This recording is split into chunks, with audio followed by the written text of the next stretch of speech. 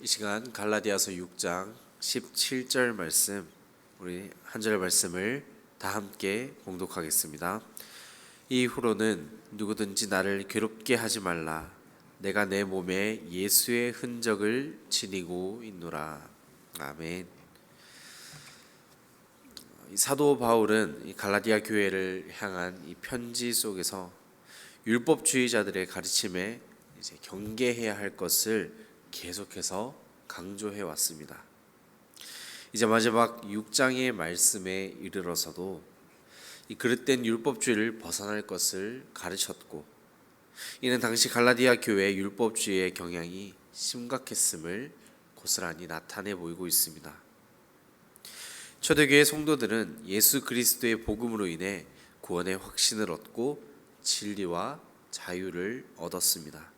하지만 다시 이 율법에 얽매인다는 것은 곧 죄와 사망의 얼무로 빠져드는 행위와도 같았던 것이죠.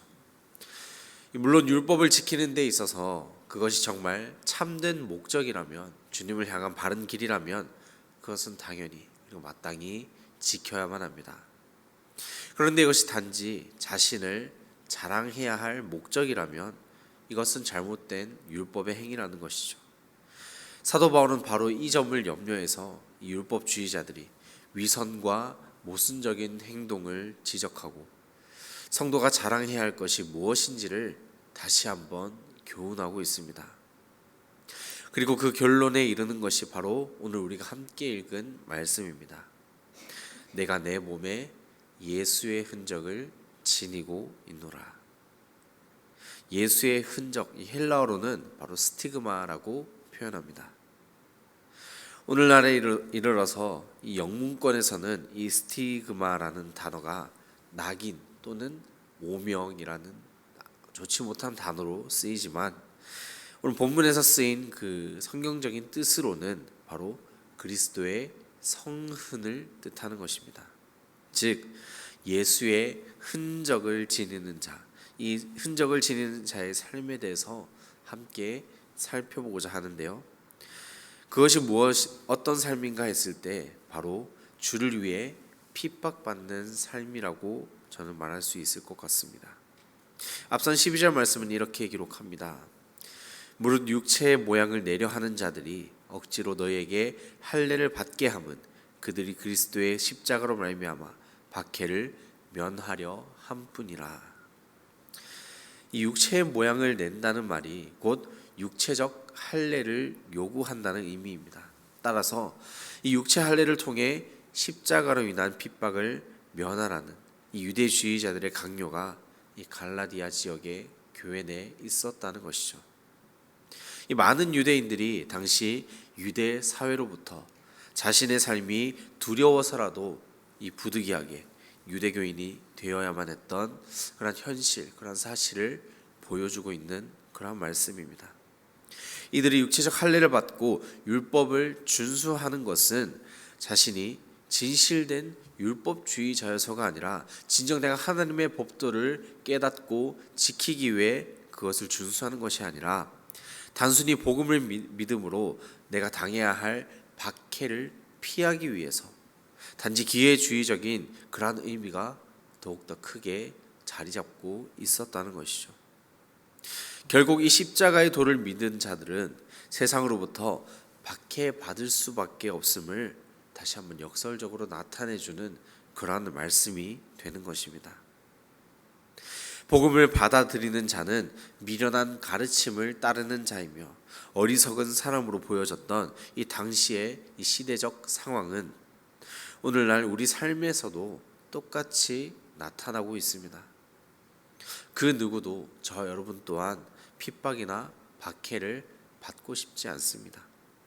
더군다나 이 누군가를 위해 박해받는 것은 더더욱이 그럴 것입니다.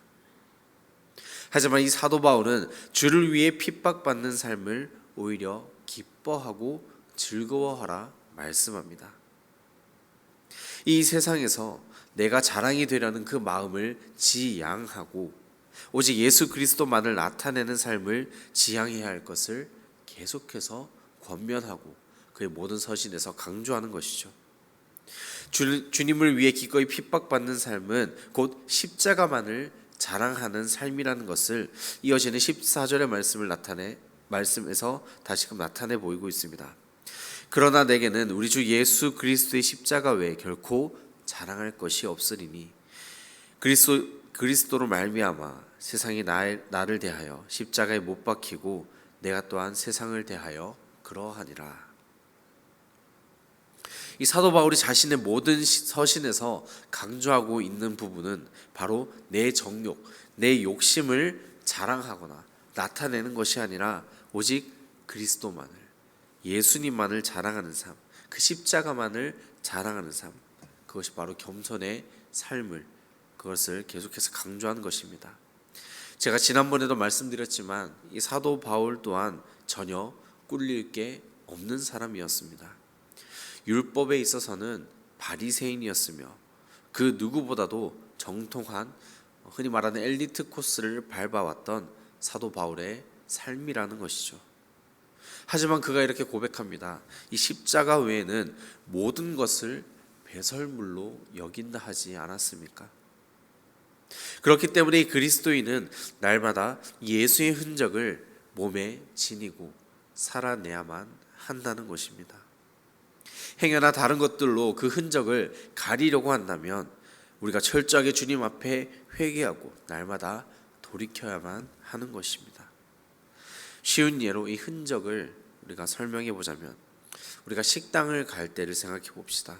유독 우리가 식당에서 맛있게 식사를 하고 나올 때면 유독 음식 냄새가 우리 몸에 오래 배기는 것을 느끼게 됩니다. 특히나 고깃집이 그 대표적인 예가 될 수 있겠는데요. 그 식당을 나와서 우리가 다른 장소로 이동하게 되면 유독 주위에서 맛있는 고기 냄새가 난다고 말합니다. 그래서 많은 식당가를 가보면 계산대 앞에 꼭 섬유 탈취제나 이 냄새 제거제를 비치해 두기도 하죠. 이 식당을 다녀온 사람에게 그 식당의 냄새가 배어 있듯이 이 교회를 다니고 우리가 주님을 향한 믿음을 고백하며 나아갈 때 그런 우리 모든 성도의 삶에서도 그러한 그리스도의 흔적이, 그리스도의 향기가 늘 머물러야 하지 않을까요? 그런데 우리는 왜 자꾸만 세상의 다른 것들로 예수의 흔적을 감추려 하는지 우리가 다시 한번 돌이켜 보아야 할 것입니다. 내 신앙의 연수를 또는 내 직분을, 내 지금 형편을 또는 자랑할 수 있는 것들이라면 내 모든 것들을 동원해서라도 마치 이것을 내 육체의 할례로 겉포장하고 사람들에게, 다른 이들에게 자랑하려 하고 있지는 않나요? 앞서 말씀드린 것처럼 스티그마의 사전적 의미는 낙오 또는 오명이라고 했습니다. 하지만 사도 바울과 이 성경에서 말씀하는 이 스티그마는 곧 성흔, 예수 그리스도의 흔적을 가리키는 것입니다. 세상이 말하는 자랑과 그리스도인이 드러내야 할 자랑은 분명히 다르다는 것입니다. 우리는 과연 무엇을 자랑하고 그리고 어떻게 그 삶을 살아내고 있을까요? 날마다 이 질문을 우리 스스로에게 던지며 또한 묵상의 자리로 나아가며 오직 예수의 흔적만이 내 삶에 녹아드는 그런 삶을 살아내기를 주님의 이름으로 간절히 축원합니다. 오늘 말씀의 격언은 드러내지 않아도 하나님은 다 아신다 이렇게 적어보았습니다. 굳이 나를 드러내고 자랑하지 않아도 하나님께서는 다 아신다라는 의미로 적어보았고요. 또한 내 잘못과 죄악뿐만 아니라 나의 모든 죄악들도 하나님께서 모두 알고 계신다. 또 이러한 역설적인 뜻을 담아보았습니다. 아무쪼록 오늘 하루도 하나님 앞에서 내 스스로를 철저하게 돌아보고 점검하며 예수의 흔적만을 또한 십자가만을 자랑해 나가는 저와 여러분 모든 성도의 삶이 되기를 간절히 축원합니다. 기도하겠습니다. 사랑의 하나님, 이 시간 말씀을 통해 주신 은혜를 붙잡고 예수의 흔적이 우리 몸에 남는 예수의 향기를 뿜어내는 우리의 삶이 되기를 다시 한번 다짐하고 나아갑니다.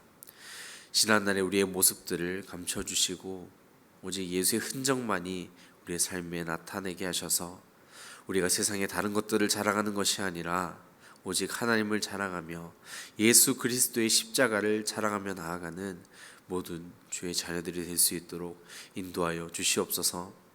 그리스도인으로 살아낼 때 세상에서 주는 그 핍박과 박해를 기쁘고 즐거워할 수 있게 하시고 이로 인해 하나님께 위로받고 하나님과 함께 또한 교제하며 동행할 수 있는 오늘의 우리의 삶이 되기를 간절히 원합니다.